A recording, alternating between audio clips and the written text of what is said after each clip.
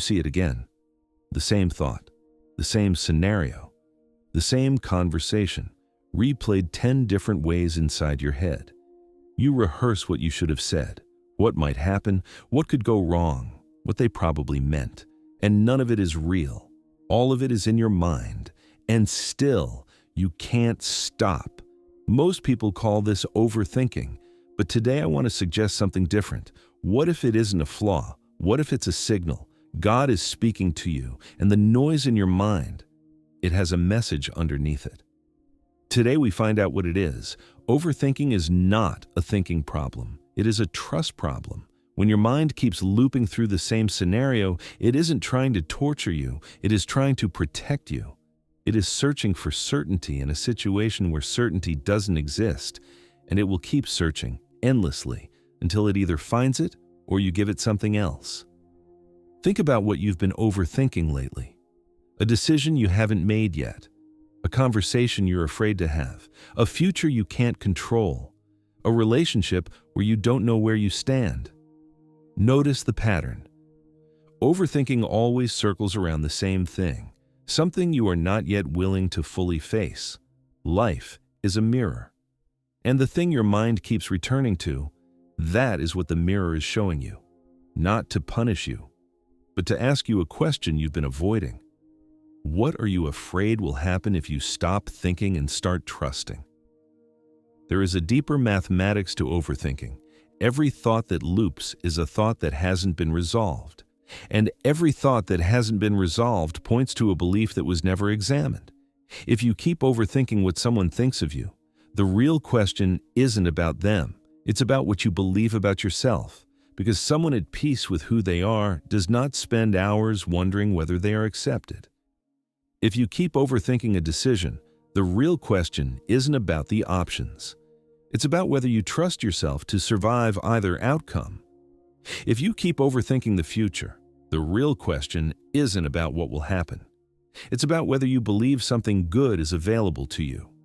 The mind loops because somewhere inside there is a belief that says, if I stop thinking, something bad will happen. If I let go, I will lose control. If I trust, I will be hurt. And that belief, not the thoughts themselves, that is what God is asking you to look at today. God does not speak through chaos, but He uses chaos to get your attention. The overthinking is not the message. The overthinking is the alarm. And the alarm is going off because something quiet and real has been trying to reach you, and you haven't been able to hear it through all the noise. So ask yourself this. If you sat in complete silence for just 1 minute, no analyzing, no rehearsing, no calculating, what would you feel? Most people who overthink are afraid to answer that question, because the feeling underneath is usually one of two things, grief or fear. Something that hasn't been allowed to simply exist without being fixed. Overthinking is the mind's way of running from a feeling it doesn't know how to hold.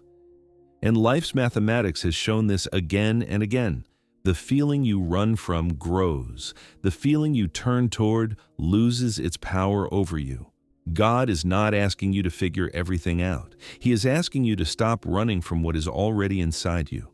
Because the moment you turn toward it, the loop stops, the noise quiets, and underneath, there is something you did not expect. Peace.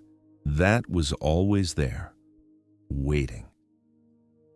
The next time your mind starts looping, don't try to think your way out.